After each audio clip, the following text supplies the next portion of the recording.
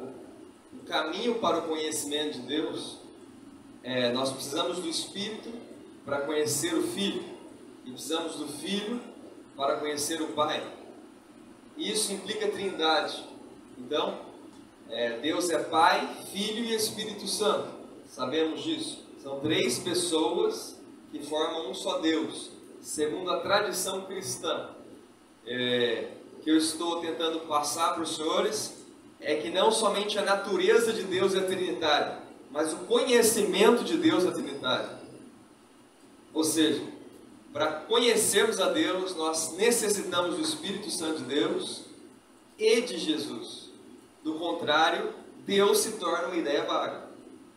Mais ou menos nesse sentido que eu digo para os senhores que a Trindade, Pai, Filho e Espírito Santo, implica também uma maneira trinitária de conhecer. Não basta apenas saber que existe o Pai, o Filho e o Espírito Santo. É necessário ter o Espírito Santo para conhecer a Deus, para conhecer Jesus. E é necessário compreender Jesus para conhecer o Pai. Nós falamos também sobre os atributos de Deus. Aí nós temos onipotência, onipresença, onisciência. Onipotência é todo poder. Onipresença é estar em todos os lugares. Onisciência é saber todas as coisas. Um atributo também importante, Deus é todo bondoso, benevolência, todo amor, Deus é amor. E outro muito importante é o atributo que Deus é pessoa, Deus é pessoal. Nós somos pessoas, nós somos seres humanos, porque Deus é pessoa, mas Deus não é ser humano. Então nós vamos falar sobre isso na aula de criação. À medida que somos feitos à imagem de Deus, não é que nós estamos fazendo Deus à nossa imagem, pelo contrário, é nós que somos feitos à imagem de Deus. Dizer que Deus não é uma pessoa, é uma coisa, é inferiorizar Deus, visto que, embora Deus seja muito além de pessoa, como nós, não existe nada neste mundo que seja melhor comparável à natureza de Deus do que a própria nossa natureza criada, seres humanos. Então, se quisermos pensar em Deus, não dá para pensar em Deus como coisa, energia, matéria, vento. Deus tem que ser, no mínimo, pessoa, no mínimo. Então, tirar a pessoalidade de Deus significa tirar dele a sua vontade, ou seja, abstrair o Deus da Bíblia e criar uma outra divindade. E Deus na Bíblia tem vontade, fala, manifesta, vem até nós. Bom, outro aspecto que nós falamos foram problemas filosóficos em torno dos atributos de Deus. A onipotência de Deus é questionável para alguns ateus ou para alguns filósofos. Por um longo tempo se usou o paradoxo da pedra. Deus pode criar uma pedra tão pesada que nem ele possa levantar? Nós falamos na aula anterior que esse é um falso problema, visto que o verbo poder ou levantar não implica quase nada no argumento, na pergunta. Na verdade, a pergunta é: Deus pode o que ele não pode? A pergunta é autocontraditória. Se responder sim em qualquer lado, a gente gera uma contradição na onipotência. Mas não põe uma contradição em Deus, porque dizer que Deus não pode levantar, criar uma pedra que ele não tenha domínio de levantar, não é pecado e nem um erro teológico, visto que tudo que Deus cria é criatura, portanto, infinitamente abaixo do Criador. Isso significa que tudo que Deus cria, ele levanta. A mesma pergunta poderia ter sido feita, né? O paradoxo aí do conhecimento. Deus pode criar algo tão difícil ou tão complexo que nem ele possa conhecer? Não. Tudo que Deus cria, ele conhece. Tudo que Deus cria, ele levanta. Tudo que Deus cria, ele controla, ele domina. Deus não pode criar deuses. Deus não pode criar nada que o excede em poder e em magnitude, porque ele é o limite do seu poder. Então, a onipotência de Deus não significa ter possibilidade de fazer todas as coisas, ou agir de maneira ilógica. A onipotência de Deus significa ter o domínio sobre todas as coisas. Vocês compreendem isso? A onipotência bíblica é porque Deus domina sobre todas as coisas. Deus domina sobre reinos, assim como os salmos dizem. Então, Deus, ele tem o domínio sobre todas as coisas. Não há possibilidade de mentir, de ser mal, de criar um Deus além dele ou coisas do tipo. Isso a Bíblia sempre fechou, esse tipo de possibilidade. Deus é bom, Ele é luz e nele não há trevas. Não é isso que diz João? Portanto, Deus não pode ser trevas. Né? Há algo que Deus não pode fazer. Trevas. Né? Para criar as trevas sim, mas ser mal Ele não pode. Tudo bem? Alguma dúvida, alguma objeção quanto a isso? Colocamos em cima do paradoxo do conhecimento.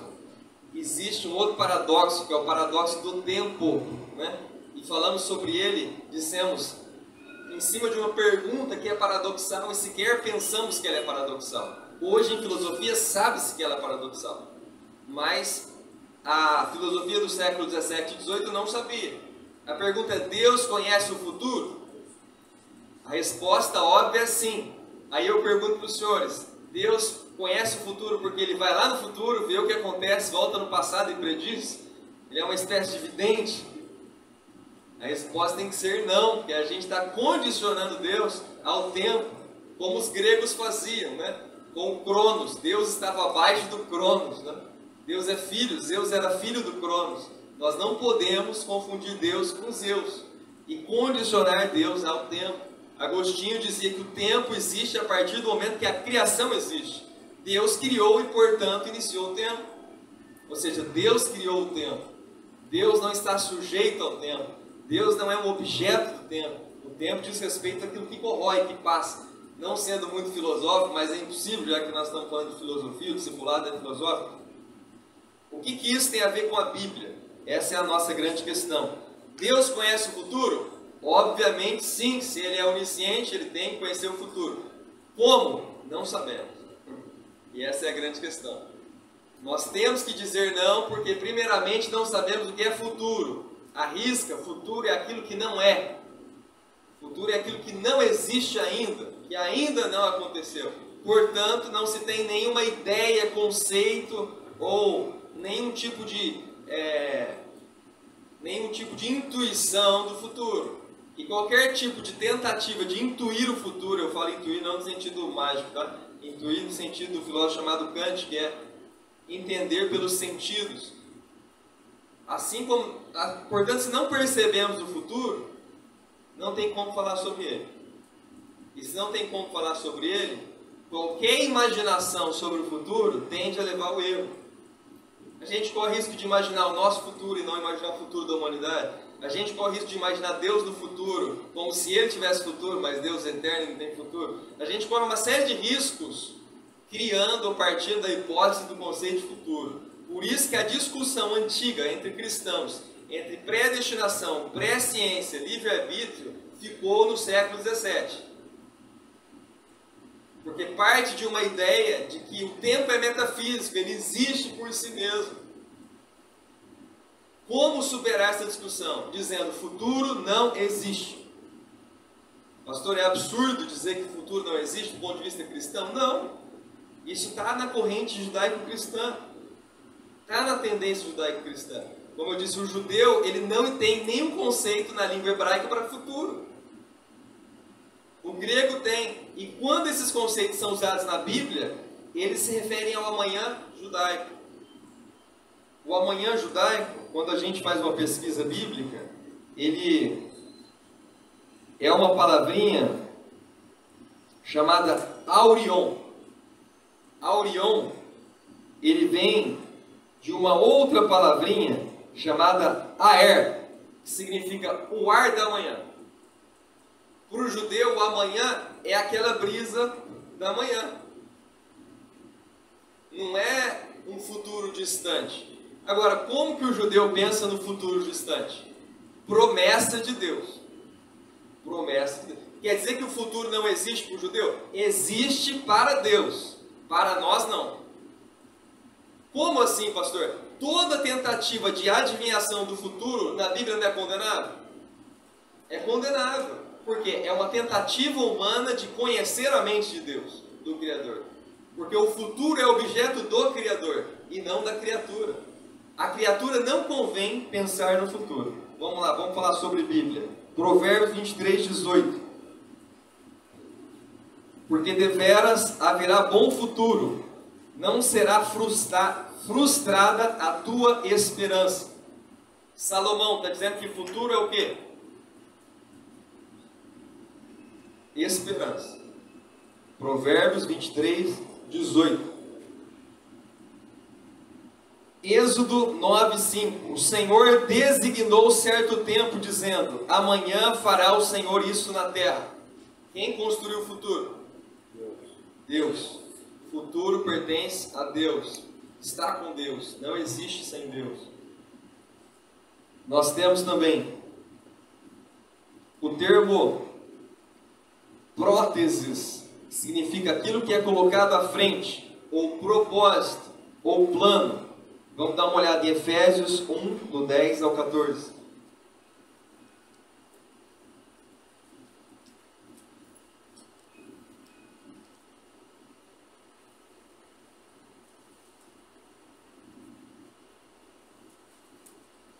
Vou começar lendo do 5.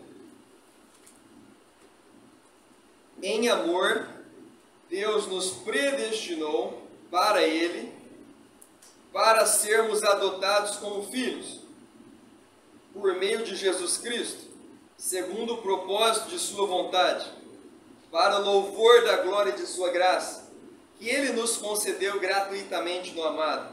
Temos nele a redenção, pelo seu sangue, a remissão dos pecados, segundo a riqueza da sua graça, que Deus derramou abundantemente sobre nós, em toda sabedoria e entendimento. Ele nos revelou o mistério de sua vontade. Grifa aí, o mistério de sua vontade. Segundo o seu propósito, e nos apresentou em Cristo, de modo a fazer convergir nele, na dispensação da plenitude dos tempos, todas as coisas, tanto dos céus como da terra. Em Cristo fomos feitos herança, predestinados segundo o propósito daquele que faz todas as coisas segundo o conselho da sua vontade. Então, entrando nesse tema complicado, mas não tomando parte nele, como se dá esse conhecimento da vontade de Deus? Aqui no texto aparece claramente a expressão, né?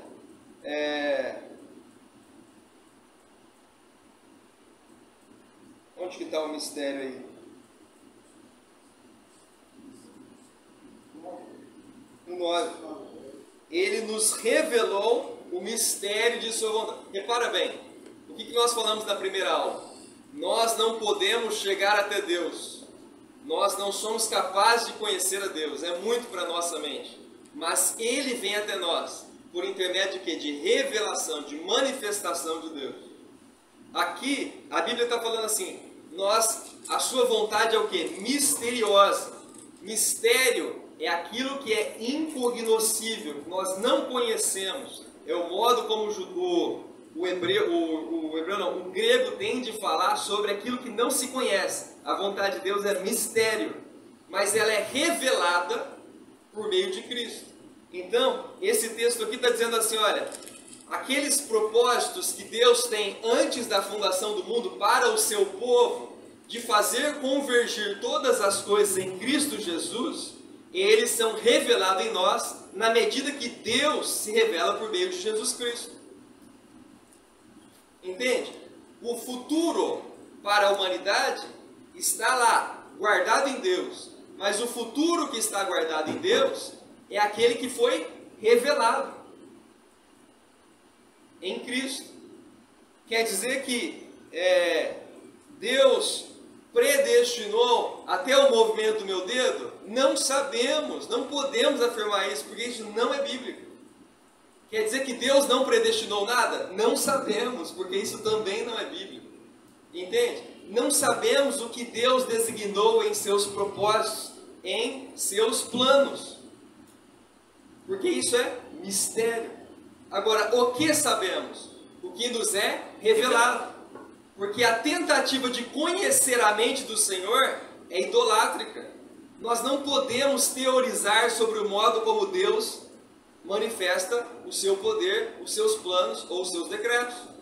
Por isso que a discussão do século 17 e 18 tem que cair por terra. diante de uma concepção de que o ser humano é incapaz de conhecer a mente de Deus. Deus é que se revela para nós. O que é o futuro? Segundo a teologia moderna e contemporânea. Pode procurar, tem um teólogo, vários teólogos, a partir de Karl Barth, tem vários teólogos contemporâneos que tratam do tema do futuro, mostrando a queda desse futuro cognoscível, né? A queda desse futuro que nós mensuramos, né? Aquele futuro que matematicamente, lembra aquele filme De Volta para o Futuro? Eu vou lá no futuro, vejo o que aconteceu, volto no passado, né, por uma máquina do tempo. Deus, a gente imagina que a mente de Deus é assim, mas não é. Não é. O futuro não existe sem Deus. Por isso Deus não vai lá, porque Ele não existe independentemente de Deus. O futuro existe, está com Deus. Deus é a condição de possibilidade do futuro. Por isso o judeu entende que futuro é a esperança da promessa. É por isso que os autores bíblicos falam assim, para que se cumprisse o que foi escrito, porque eles estavam na expectativa da promessa messiânica. Na medida, nós esperamos a vinda de Jesus, nós esperamos a nossa salvação. É nessa esperança que reside a nossa fé. Hebreus fala, ora, a fé é a certeza das coisas que não se veem, mas se esperam. Por quê? Por que vivemos pela fé? A fé é a certeza do futuro, daquilo que não conhecemos, mas que é revelado a nós na medida em que estamos em Deus e participamos da nossa vida com Deus. Como sabemos se estamos salvos? O texto aqui não é o tema de hoje, mas o texto aqui dá uma palhinha. Esse texto aqui fala assim, olha, o Espírito Santo é o penhor da nossa herança. Ora, se ele é a garantia, é porque nós não conhecemos. Se conhecêssemos, não precisávamos de garantia, não é verdade? No Antigo Testamento, como que ela chama? Tamar. Quando a Tamar pediu lá pro Judá o selo, o cajado e o cordão, por que ela pediu aquele penhor, aquela garantia? Porque ela não sabia se o Judá iria aparecer. Ela precisava de uma garantia de que ela seria salva. Aliás, ela precisava de uma garantia de que ela seria salva com a suposta acusação de adultério que recairia sobre ela. E foi o que aconteceu. Quando ela foi acusada de adultério, ela mostrou, e Judá falou, essa mulher é mais digna do que eu. Porque ela, embora de uma maneira esquisita, né? Mas eu deveria ter prometido meu filho para ela e o meu filho não se casou com ela. Eu estou usando esse exemplo porque o Espírito é a garantia da nossa salvação. Se temos o Espírito, nós temos a garantia da vida eterna. Ora, Deus é eterno, não é? O eterno não habita em nós? Portanto, temos a vida eterna, porque o eterno habita em nossas vidas finitas. Essa é a nossa garantia. Isso nos garante que viveremos com Ele eternamente. Mas não garante que não iremos cair. Então, para a gente terminar em cima dessa concepção de futuro, nós temos também o texto de Tiago 4, 13 ao 16. Primeiro Provérbios, que é um versículo rápido, fala assim, não te glories do dia de amanhã, porque não sabes o que trará a luz. O que Salomão fala sobre amanhã? Não sabes o que trará a luz. Trará a luz é no sentido de conhecimento. O que nós sabemos do amanhã, segundo Salomão?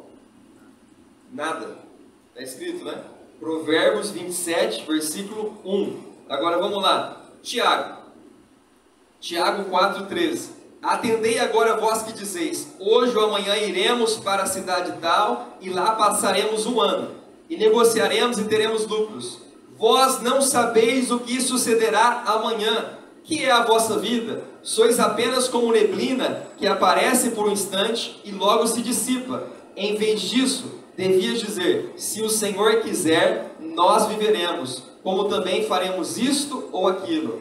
Agora, entretanto, que vos jactais de vossas arrogantes pretensões, toda jactância e semelhança a essa é maligna. Pastor, por que nós estamos falando sobre isso? Sobre essa questão do tempo? O que eu quero dizer, meus irmãos, é que essas discussões sobre predestinação, calvinismo, arminianismo deveriam ser encerradas, simplesmente pelo fato de que desconhecemos. Não somos capazes de afirmar, de fato, como se dá até a predestinação, a não predestinação, livre-arbítrio ou presciência, que é o que os arminianos acreditam. Devemos deixar isso de lado, porque isso não é essencial. O que é essencial do ponto de vista bíblico? A promessa de Deus e a esperança da promessa. Aleluia. Resolvemos as questões? Não, não resolvemos. Tem muita questão. Qual que é a ordem dos decretos de Deus? Quem sou eu para conhecer isso? Se primeiro vem o decreto de tal, não sou nada. Agora, simplificamos a questão, entende? Não conhecemos a ordem que Deus colocou as coisas na sua mente. Não conhecemos o amanhã. O que podemos conhecer? O que Ele nos revelou. A sua palavra. Aquilo que está em nós. Mas Ele revelou que nós, antes da fundação do mundo, teríamos aí esse privilégio de salvação? Sim, está na palavra. Mas a salvação em Cristo. Ele não revelou destinos individuais, né? Por isso temos que separar Deus dos deuses gregos. Duas deusas gregas, destino e acaso. Nós temos que tirar essas deusas da nossa teologia, né? Quer dizer que tudo rege pelo acaso? Não. Quer dizer que Deus destina tudo? Ou que tudo tem um destino, um propósito? Em Deus sim, na mente de Deus sim, mas nós não conhecemos. Amém? Então, Deus conhece o futuro, mas nós não conhecemos o futuro. Para lidarmos com o futuro, não precisamos ter ansiedades ou expectativas do dia de amanhã, muito menos querer conhecer o amanhã. Não andeis ansiosos pelo dia de amanhã, basta o mal de cada dia. Buscar em primeiro lugar o reino de Deus e a sua justiça, e todas essas coisas vos serão acrescentadas. O nosso amanhã pertence a Deus, né? E nós podemos confiar, ter fé e certeza de que não precisamos nos preocupar muito com isso e nem teorizar ou teologizar sobre isso. Basta esperarmos nele. Amém? O nosso amanhã consiste em esperança de salvação, esperança da manifestação do reino de Deus, esperança de que o nosso nome está escrito no livro da vida e, portanto, Ele vai cumprir e terminar a boa obra que Ele começou em nossas vidas. Que Deus abençoe todos. Essa aula foi somente para a gente trazer esse esclarecimento aí com respeito a esse tema tão controverso que é o tema do futuro. E a ideia era tratar desse tema filosoficamente para a gente não cair em uma série de problemas teológicos que pode nos acarretar e uma série de discussões teológicas que hoje são facilmente tiradas pelas filosofias contemporâneas. Que Deus abençoe a todos. Tenham uma excelente tarde.